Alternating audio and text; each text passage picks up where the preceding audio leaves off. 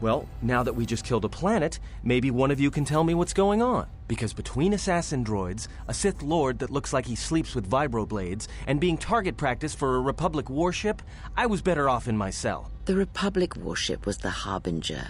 It was seized on its way to Telos by the Sith. They sought you, Jedi. Why are these Sith looking for me? Because you are the last of the Jedi.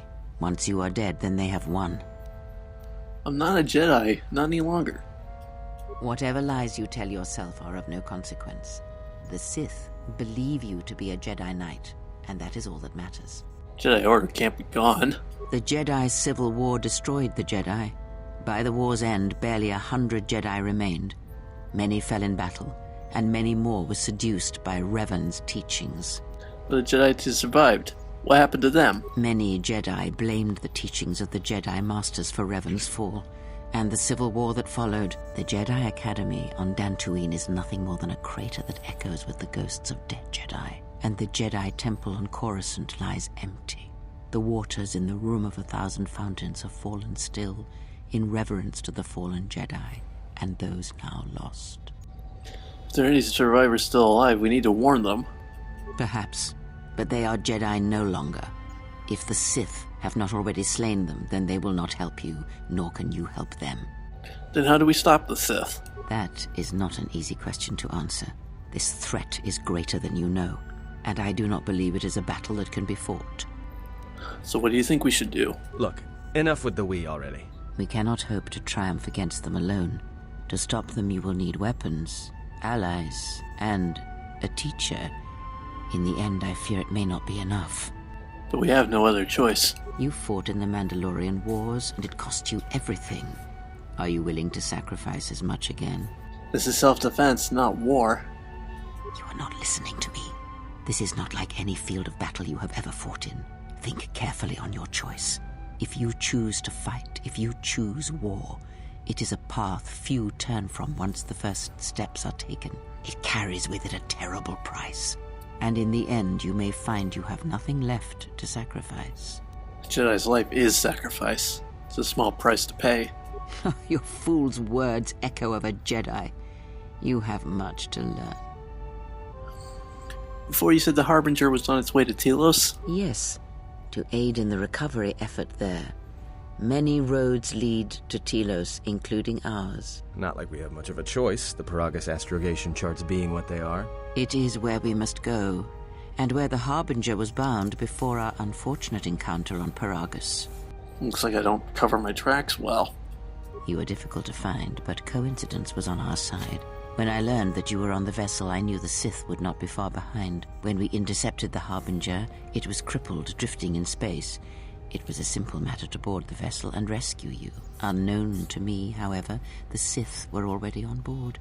Just as we made the jump to hyperspace, they fired upon us, nearly destroying the Ebon Hawk. It's an unusual set of circumstances. True. But as one trained in the Force, you know that true coincidences are rare. How come I don't remember any of this? Whatever occurred on board the Harbinger had rendered you unconscious. Though your thoughts were faint, I was still able to find you, sealed in one of the cargo holds. How did we get to Paragus? I do not know how the Ebon Hawk was able to make it to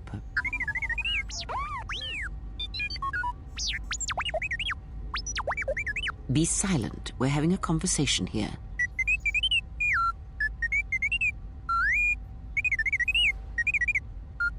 He said he repaired the ship and got us to Paragus. Repaired this ship, my eye. Next thing you know, it's gonna claim credit for saving our skins. If that little noisemaker says it repaired the ship once, then it can prove it by doing it again. Go on, get! But we have spoken long enough, and my wound pains me. If you have other questions, find me in the crew quarters. There we will speak more. Hey, don't stop your long, boring rants on my account. I was just getting sleepy-eyed. Also in private, we will be mercifully free from the opinions of imbeciles and fools. Look, not like I care or anything, but you might want to go check on our passenger, especially with that hand of hers. You're right. She may need help. Can you handle things up here? We're on autopilot until we hit Telos. Until then, a droid could fly this thing. Besides, I think our passenger could use your help. What makes you say that? I think she was barely keeping it together. I'm surprised she's able to stand with all that pain rolling off of her. What are you talking about? Are you blind? If I were her, I'd be screaming like a stuck Minoc. Well, I mean a very strong, manly Minoc. I think she's just too proud to show any weakness. Especially in front of you. It's odd. In case you hadn't noticed, she won't say 2 words to me, but she'll talk your ear off any chance she gets. What you think matters to her. A lot. She wants you to respect her. Besides, we haven't got much else to do until Telos. I'll go check on her then.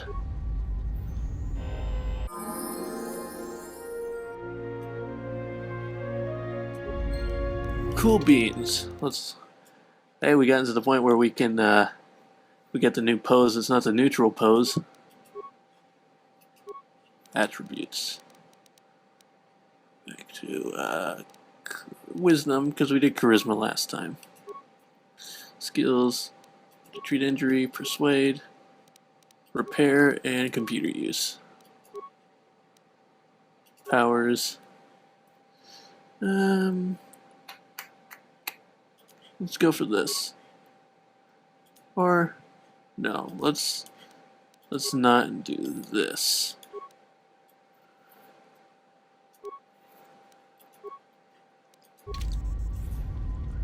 Alright, cool. Alright, let's go talk to Kriya. See how she's doing. Actually, let's talk to T3 first, since he's on the way. You look like you suffered a lot of damage over the years. How much damage?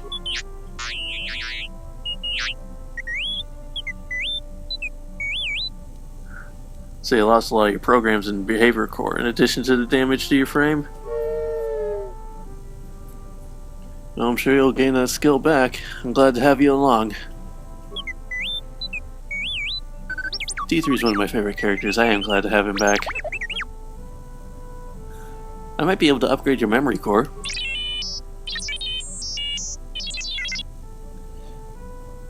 Alright, let me take a look.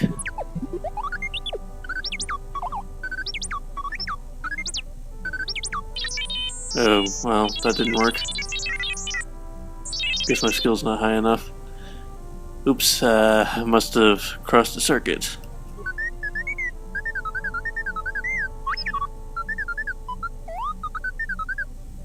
We'll try again later. Let me see, maybe I could try the repair method. Good, let me tackle the main chassis first. Maybe this one will work. Yeah, that one worked. That should do it. You doing alright?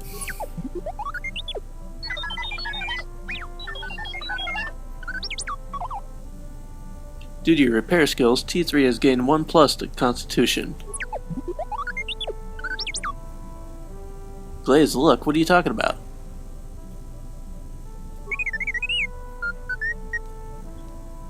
Alright, I had some other questions for you, man.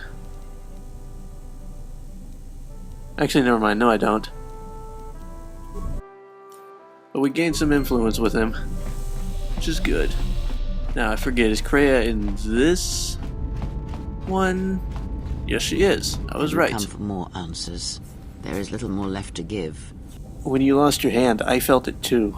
That does not surprise me, any more than you hearing my thoughts when we were apart. The pain, however, was unexpected. If I could, I would have shielded you from it. If I could, I would have protected you. Save your pity. I am here to save you, not the other way around. If we travel together, then we need to work together. I do not need your condescension nor your lectures. If anyone needs training and guidance, it is you. The pain I felt when you lost your hand, what if it had been more intense? I do not know. I fear that. The consequences would have been more extreme. Like what consequences? Death? Possibly, yes, and I fear it works both ways. I would not wish to test it, nor should you. Then what can we do? I don't want my actions to place you at risk. When battle is upon us, I suspect our minds are prepared enough to shield each other from the pain. I think we shall not have a repeat incident of what happened at Paragas. I've never heard of a link like this before. I confess its nature eludes me as well, but the bond is strong, and its roots run deep. It seems the force flows easily between us. When one of us manipulates the force to heal or strengthen ourselves, the other is aided as well. You and Kriya possess the Force Chain special ability. When either of you uses a Force power on yourself, the other gains the benefit as well. A powerful technique indeed, though, as we have noticed, it has its drawbacks. I need to know more about the Sith hunting us. These Sith, they seek the death of all Jedi, as have all the Sith, since the Jedi Order was first split. First split? Yes, the Jedi Civil War is not the first one of its kind. Thousands of years ago, the Jedi had another civil war that split the Order. It was a terrible thing. A faction among the Jedi abandoned the teachings of the Order, following their own path. They waged war on their fellow Jedi, a war that raged across the galaxy. But these fallen Jedi were cast out, defeated, and they retreated to worlds in the Outer Rim. Over time, they took on the mantle of the Lords of the Sith, but in their hearts they never forgot the Jedi. The hatred for the Jedi Order burns in their veins like fire and echoes in their teachings. Revan tasted it, as Malak did. So these Sith continue their crusade? In a manner of speaking. They are different from Malak in that they are concerned only with the destruction of the Jedi. For them, it is all that matters, all that ever mattered. It is a different war these Sith wage, a thing of silence and shadow. They strike from the darkness, hiding from the face of the galaxy until all Jedi are exterminated. After all the Jedi are gone, then the galaxy is theirs, no matter whether the Sith or the Republic rules. It is the dark side that shall reign, unchecked. I've never seen Sith assassins like those in the Harbinger. I believe them to be the result of special teachings. Their apparent weakness against you is evidence of this. Those Sith assassins can sense their prey through the Force. It is like a hunger. They feed and grow stronger when they are near Force sensitives. The stronger their prey is in the Force, the deadlier they become.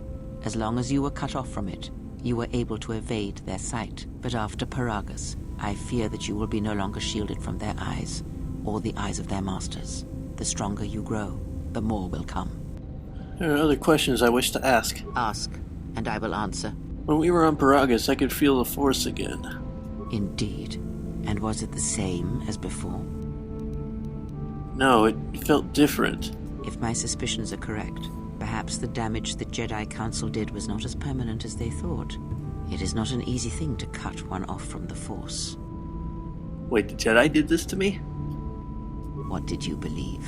That you suddenly lost your connection with the Force without reason? But to cut one off from the Force is like losing all your senses at once. Indeed it is. It is much like losing one's ability to listen, or being put into a deep sleep, unable to awaken to the galaxy around you. Such a thing has been done before, when Jedi have pronounced sentence on their own, and exiled them as they did you. I don't believe the Jedi would inflict such a punishment on someone.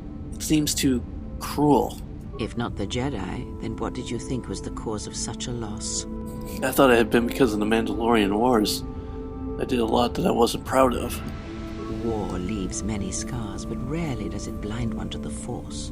If anything, conflict and challenge may make the connection stronger, more intense. No matter what horrors you experienced in the war, no matter who you served, it is unlikely that the Force would be lost to you unless another factor was involved. Can my connection to the Force be healed? It is possible that such a thing can be undone. Still, even so, the chances of the Jedi undoing such a thing for a traitor is a slim thing at best, assuming they yet live. But you said it's possible then.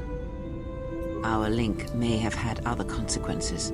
Perhaps you can hear the Force again, distantly, through me. If so, then there is hope. I may be able to teach you, train you to feel the Force again, and if you will not allow me to help you, then other Jedi must train you, or undo the damage they have done.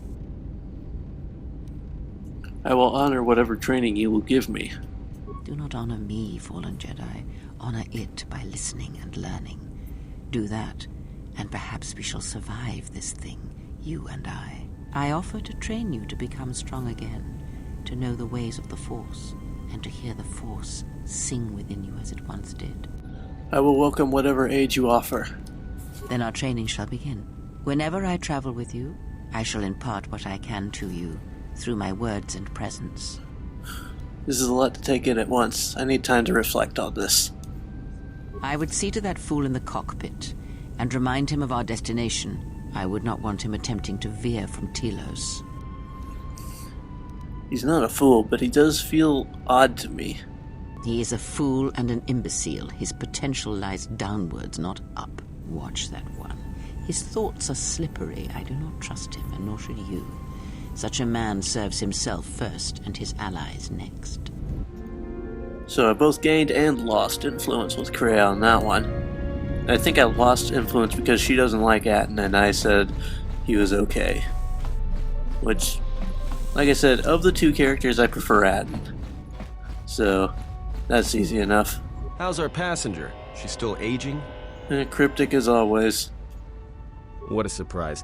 Just so you Jedi know, the whole cryptic routine isn't mysterious, it's just irritating. If you really can see the future, you should be at the Bazak table. But to know the future, one must know yourself. What was that, some kind of joke? That's what I'm talking about. Jedi talk. You two should start your own little Jedi academy. Kinda what we're gonna do. Maybe she's the right age for it, not me. You got a point. How old do you think she is, anyway? She may have been good-looking once, but it takes some hard living to make creases like that. Hard living? Yeah. Her face looks like it was plowed by crazed Ord Mantell farmers. Don't tell me you were too distracted by her personality to notice. Yeah, let's just focus on getting to Telos for the time being.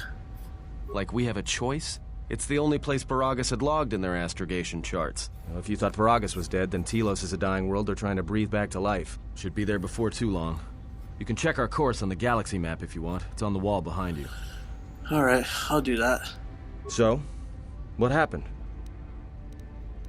To what? Don't give me that. There were plenty of times back on Paragus where a lightsaber would have been helpful. So where's yours? Exiles are not allowed to keep their lightsabers. Oh yeah? I thought a Jedi was supposed to be married to their lightsaber. Guess I heard wrong. Were you a single hilt or one of those double-bladed Jedi? Single hilt.